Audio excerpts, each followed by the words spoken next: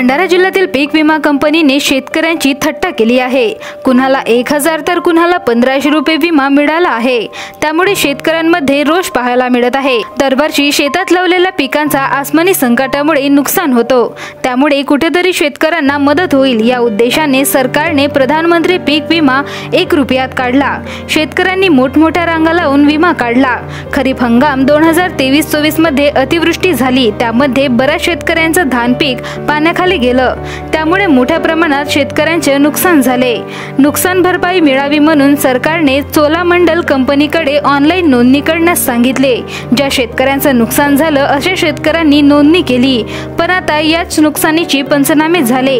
यात शेतकऱ्यांच्या बँक खात्यात पैसे जमा होणे सुरू झाले असून शेतकऱ्यांच्या तोंडाला पाने पुसली जात आहेत। खताची बॅग आजच्या घडीला 1300 रुपयाला मिळत असताना देखील नुकसान भरपाई मात्र 1000 रुपये शेतकऱ्यांना दिली जात आहे। त्यामुळे शेतकऱ्यांची थट्टा सरकार करत असल्याचे आरोप शेतकऱ्यांनी केले आहे। पालडोंगरी येथील सर्व शेतकऱ्यांनी पीएम फसल विमा योजना ही जुलै महिन्यामध्ये काढली होती आणि शेतकऱ्यांच्या हातामध्ये आलेली फसल ही नोव्हेंबर ते डिसेंबर महिन्यामध्ये अवकाळी पावसामुळे त्यांचे शेतकऱ्यांच्या फार मोठ्या प्रमाणात नुकसान झाला आणि या सर्व नुकसानाची पाहणी करण्याकरिता चोलामंडलचे अधिकारी आले असता त्यांनी प्रत्यक्षात पाहणी केली आणि त्यांनी शेतकऱ्याकडून पैशाची मागणी सुद्धा केली की बा तुम्ही आम्हाला पैसे द्या, आम्ही तुमच्या अमाऊंट वाढवून देऊ। पण असे शेतकऱ्यांनी त्यांच्या प्रलोभनाला बळी पडले नाही। त्यामुळे शेतकऱ्यांना कवडीमोल भावामध्ये ते पीएम फसल विमा योजनेचे पैसे मिळालेत। कोणाला 1083, कोणाला 1500, कोणाला 2000। तर विमा कंपनीच्या अधिकाऱ्यांना लाज वाटायला पाहिजे की त्यांनी अशा प्रकारे शेतकऱ्याची फसवणूक केली आणि विमा कंपनी ही वारंवार शेतकऱ्याची फसवणूक करत आहे। याकडे प्रशासनाने विशेष लक्ष दिले पाहिजे। आमच्या शेतकऱ्यांच्या असे लक्षात येत आहे की अधिकारी जो मात आणि प्रशासन को मात या प्रकारची भूमिका सध्या सुरू आहे। नमस्कार, माझे नाव नितीन शिवराम ढाके आहे। पालडोंगरी या गावचा रहिवासी आहे। आम्ही मागील वर्षी 2023 मध्ये 1 रुपयाच्या जुलै महिन्यामध्ये 1 रुपयाचा पीक विमा काढला आणि नोव्हेंबर ते डिसेंबर महिन्यामध्ये अवकाळी पावसामुळे आमची शेतात धानाची नुकसान 80 ते 90% झाली आहे आणि ते पाहणी करण्याकरता चोलामंडलचे काही पदाधिकारी आले होते। त्यानंतर त्यांनी आमच्याकडून पैशाची मागणी केली ती आम्ही पूर्ण केली नाही आणि आमच्या त्या पदाधिकाऱ्यांना आमचे नुकसान भरपाई म्हणजे कोणाला 1000 रुपये, कोणाला 1500 रुपये अशी नुकसान भरपाई दिली। तुमचा इन्शुरन्स होता 52,000चा आणि त्यांनी आम्हाला फक्त 1500 रुपये दिला आणि आमच्या जखमेवर नमक शिडकल्यासारखे काम असे त्यांनी कंपनीवाल्यांनी केले आणि आमची बहुत नुकसान असताना सुद्धा त्यांनी आमची फसवणूक केली। दरवर्षी कंपनी फसवणूक करते, यावर्षी सुद्धा कंपनीने फसवणूक केली। बांधवांनो, माझे नाव नितीन शिवराम ढाके आहे। पालडोंगरी या ठिकाणातून बोलत आहे।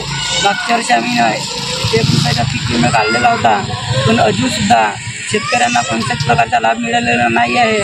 30 ते 25,000 रुपये एका एकराचा खर्च येतो आणि कोणत्याच प्रकारचा लाभ मिळालेला नाही आहे आणि जो शेतकऱ्याला लाभ मिळालेला आहे तो एकरी 800 रुपये या पद्धतीने मिळालेला आहे। तर हा शेतकऱ्यांच्या दुखावर नमक छिळकल्यासारखा आहे। याच्या शासनाने, प्रशासनाने याच्याकडे लक्ष द्यावे ही शेतकऱ्यांची नम्रतेची विनंती आहे।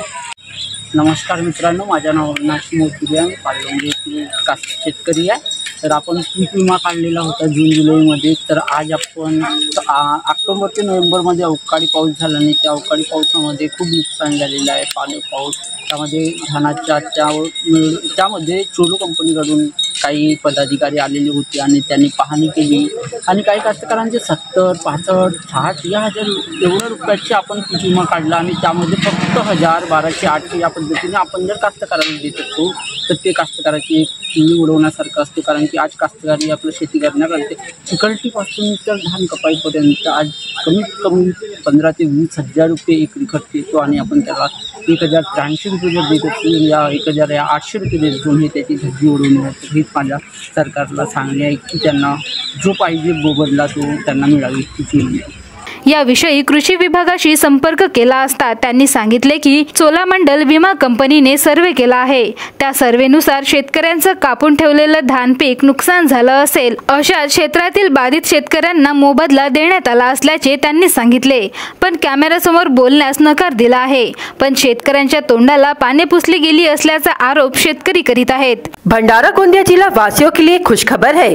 अब आपका मनपसंद channel BS crime India news अब आपके केबल नेटवर्क पर, जी हां, अपने केबल नेटवर्क के एशियन चैनल नंबर 13 पर उपलब्ध है। BS क्राइम इंडिया न्यूज पर खेल, राजनीति, क्राइम, साहित्य व अन्य खबरें प्रकाशित की जाती है। हमारे साथ जुड़ने के लिए तथा हमारे चैनल में खबरें, विज्ञापन आदि के लिए संपर्क करें 8669151757 पर।